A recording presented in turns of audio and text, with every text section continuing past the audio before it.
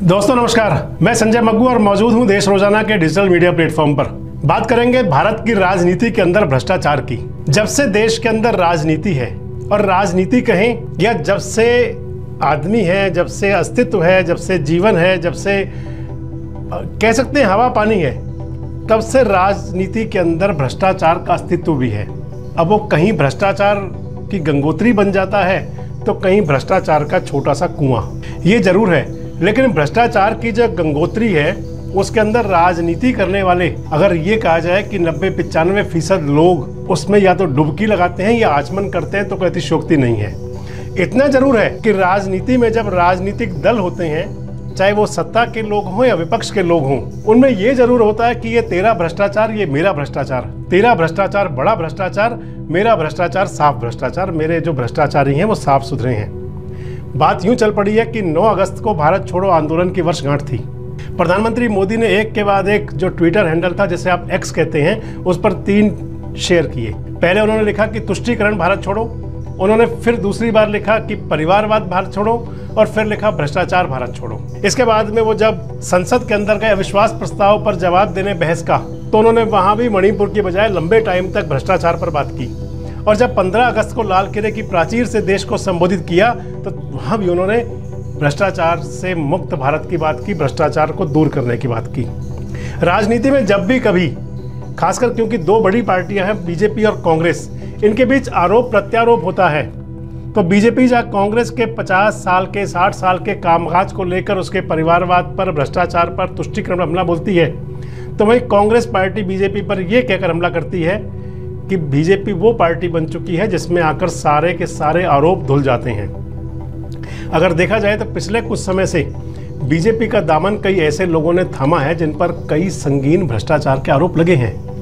आज इसी विषय पर आपसे बात करेंगे और हम आपको कुछ उन्हीं नेताओं के नाम बताएंगे जिन पर कई आरोप रहे हैं और उन्होंने बाद में बीजेपी का दामन थाम लिया। विपक्ष का हमेशा से ही आरोप रहा है कि कई नेताओं पर पहले सीबीआई और ईडी का शिकंजा कसा जाता है, एक्शन होता है, लेकिन जैसे ही वे नेता अपनी मूल पार्टी को छोड़कर भारतीय जनता पार्टी में शामिल हो जाते हैं तो फिर उन पर सारी कार्रवाई रोक दी जाती है। अगर पिछले 9 सालों की बात करें तो लगभग 10 से ज्यादा ऐसे नेता हैं जिनके नाम अब तक सामने आए हैं। ये आकलन है कई मीडिया घरानों का, कई मीडिया में काम करने वाले प्लेटफॉर्म्स का, कई चैनल्स का, सोशल मीडिया साइट्स का, और ये बड़ा भी हो सकता है। प्रधानमंत्री मोदी का यह कहना है कि बीजेपी आती है तो भ्रष्टाचार भागता है। इस बात को लेकर भ्रष्टाचार शब्द देश के सियासी केंद्र में आ गया है, क्योंकि आज़ादी के बाद से ही भारत में भ्रष्टाचार एक बहुत बड़ा मुद्दा रहा है। मैंने आपसे पहले ही कहा।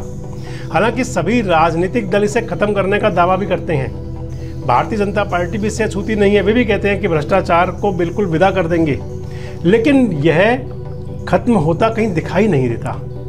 जब सीबीआई और ईडी की कार्रवाई के खिलाफ 14 दलों ने सुप्रीम कोर्ट का रुख किया, तो खुद प्रधानमंत्री इसके बचाव में आ गए और यह कह दिया कि भ्रष्टाचार में लिप्त नेता एक साथ इकट्ठे मंच पर आ रहे हैं। कुछ दलों ने भ्रष्टाचारी बचाओ आंदोलन छेड़ा हुआ है, लेकिन ये एक्शन रुकेगा नहीं।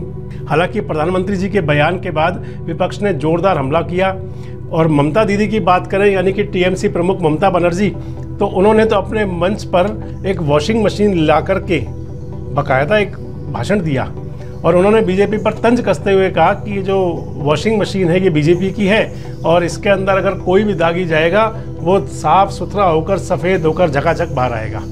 उन्होंने इसका लाइव डेमो भी दिखाया।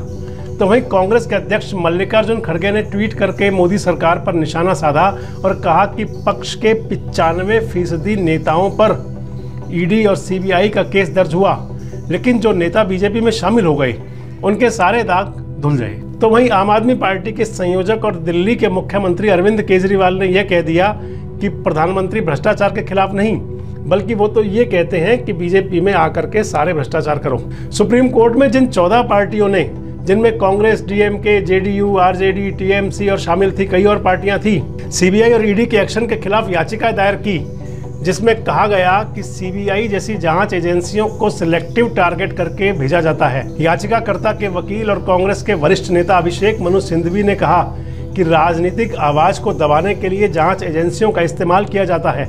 याचिका में गिरफ्तारी और जमानत को लेकर भी ढील देने की मांग की गई, और यह भी कहा गया कि इसके जरिए सिर्फ विपक्ष के नेताओं को टारगेट किया जा रहा है। तो आपको कुछ नेताओं के नाम बताते हैं कि जो कभी कांग्रेस में थे या विपक्षी पार्टियों में थे और बाद में वो बीजेपी में शामिल हुए और आज बड़े पदों पर भी हैं। शुरू करते हैं हेमंत बिस्वा शर्मा से। आसाम के मुख्यमंत्री हैं।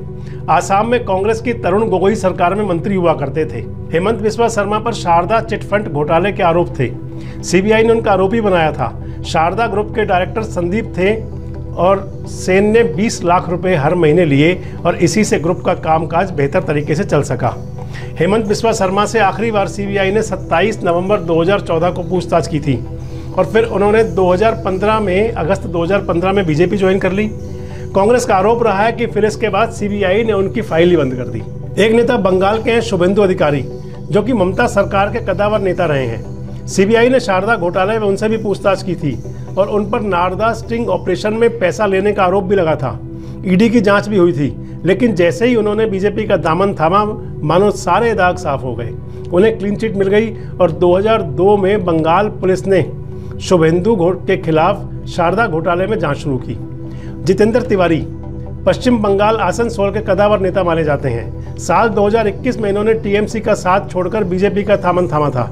मोदी सरकार में मंत्री भी रहे हैं और उस समय बाबुल सुप्रियो ने उनका खुलकर विरोध भी किया था। उन्होंने यह कहा था कि कोयला चोर और तस्करों को पार्टी में लाने का नुकसान होगा। हालांकि हाईकमान ने जितेंद्र तिवारी की एंट्री को हरी झंडी दी और सीबीआई का उन पर जो भी एक्शन हो रहा था वो एकदम से यकायक रुक गया। महाराष्ट्र की बात करें तो नारायण राणे, जिन पर शिवसेना के उद्धव गुट का आरोप रहा है कि बीजेपी ने वॉशिंग मशीन में उन्हें डालकर पाक साफ कर दिया। राणे मोदी कैबिनेट में मंत्री भी रहे हैं। तो वहीं बीजेपी के ही नेता हैं किरीट सोमैया, जिन पर आदर्श सोसाइटी मामले में हेराफेरी का आरोप लगा था। साल 2012 में किरीट सोमैया ने सीबीआई को 1300 पन्नों का एक दस्तावेज भी सौंपा था। साल 2017 में उन्होंने ईडी को खत लिखकर नारायण राणे की संपत्ति की जांच कराने की मांग भी की थी। उन्होंने कहा था कि राणे मनी लॉन्ड्रिंग पर अपना पैसा सफेद कर रहे हैं। हालांकि जब वर्ष 2019 में नारायण राणे बीजेपी में शामिल हुए तो उन्हें केंद्र में मंत्री भी बनाया गया और सीबीआई की जांच भी रुक गई। महाराष्ट्र के ही प्रवीण दरेकर साल 2009 से 2014 तक मनसे के विधायक रहे हैं, यानी कि महाराष्ट्र नवनिर्माण सेना। उन पर 2015 में मुंबई कोऑपरेटिव बैंक में 200 करोड़ रुपए के घोटाले का आरोप लगा था। बीजेपी ने इस मुद्दे को बहुत जोर शोर से उठाया था, लेकिन जब 2016 में प्रवीण दरेकर ने बीजेपी ज्वाइन की तो उन्हें साल 2022 में आर्थिक अपराध शाखा ने क्लीन चिट दे दी और उन्हें मुंबई कोऑपरेटिव बैंक सोसाइटी का अध्यक्ष भी बना दिया गया। कर्नाटक में बीजेपी का चेहरा रहे बीएस येदियुरप्पा, जिन पर भ्रष्टाचार का आरोप लगा, मुख्यमंत्री कुर्सी छोड़नी पड़ी। साल 2013 के चुनाव में येदियुरप्पा ने अलग पार्टी बनाकर चुनाव लड़ा। बीजेपी को नुकसान का सामना करना पड़ा, लेकिन साल 2016 में सीबीआई की विशेष अदालत ने येदियुरप्पा को क्लीन चिट दे दिया। अब गुजरात की बात करें तो हार्दिक पटेल का नाम सबसे पहले सामने आता है, जो पहले कांग्रेस में थे। उन पर राजद्रोह का केस भी लगाया गया था, लेकिन हार्दिक ने जब बीजेपी ज्वाइन की तो वह देशभक्त हो गए, पाक साफ हो गए। अजीत पवार का नाम कैसे भूल सकते हैं। महाराष्ट्र के कद्दावर नेता, इस समय महाराष्ट्र के उप मुख्यमंत्री, जिन पर 70,000 करोड़ रुपए के सिंचाई घोटाले का आरोप 2014 से पहले लगा था और आरोप लगाने वाला कोई और नहीं, बीजेपी के नेता ही थे। मामले की जांच ईडी को सौंपी गई। अजीत पवार को लेकर भाजपा के नेता देवेंद्र फडणवीस का एक वीडियो भी वायरल हुआ था, जिसमें वे अजीत पवार को जेल में चक्की पीसने की बात करते थे, चक्की पीसिंग। लेकिन 2019 में राजनीतिक उठापटक के बीच वे बीजेपी के साथ चले गए, डिप्टी सीएम बन गए, घोटाले से जुड़ी सारी फाइलें बंद हो गई और एक बार वो वापस आ गए।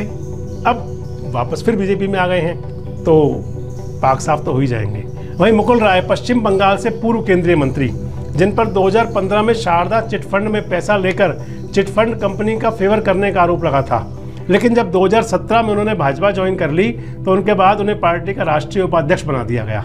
हालांकि 2021 में मुकुल राय ने बीजेपी हाईकमान से रिश्तों में खटास को लेकर पार्टी छोड़कर टीएमसी ज्वाइन कर ली और आजकल भी वो कहीं इधर उधर ही हैं। तो ऐसे में सवाल उठना वाजिब है कि जो पार्टी खुद को अपने चेहरे, चाल, चरित्र के आधार पर दूसरी पार्टियों से अलग, यानी कि पार्टी विद डिफरेंस के नाम देती थी, वही पार्टी आज दूसरी पार्टियों से भ्रष्टाचार में आरोपित दागियों को अपनी पार्टी में क्यों शामिल कर रही है। हालांकि वैसे तो यह सियासत है, जिसमें सियासी समीकरण को साधने के लिए दागदार छवि के नेताओं को पार्टी में शामिल करना या दागियों को या भागियों को कहीं ले जाना कोई बड़ी बात नहीं है। सत्ता में रहने के लिए कोई भी पार्टी कुछ भी करने को तैयार है। एक ही फॉर्मूला होता है कि येन केन प्रकरण सत्ता रहनी चाहिए, लेकिन इसका नतीजा साफ है। नुकसान तो चुनाव में देखने को मिलता ही है। और ये भ्रष्टाचार, तेरा भ्रष्टाचार, ये मेरा भ्रष्टाचार, ये जनता के दिलो दिमाग पर भी कहीं ना कहीं तो असर करता ही है। तो हमने तीनों वीडियो में बताया आपको तुष्टीकरण, परिवारवाद और भ्रष्टाचार। आने वाले दिनों में इसी प्रकार के कुछ विषयों पर आपसे निरंतर चर्चा में रहेंगे। बस जुड़े रहें हमारे साथ, देखते रहें देश रोजाना। हमारे साथ जुड़े रहने के लिए देखते रहिए देश रोजाना का यूट्यूब चैनल सब्सक्राइब कीजिए। साथ ही देश रोजाना की खबरें सबसे पहले देखने के लिए प्रेस कीजिए बेल आइकन।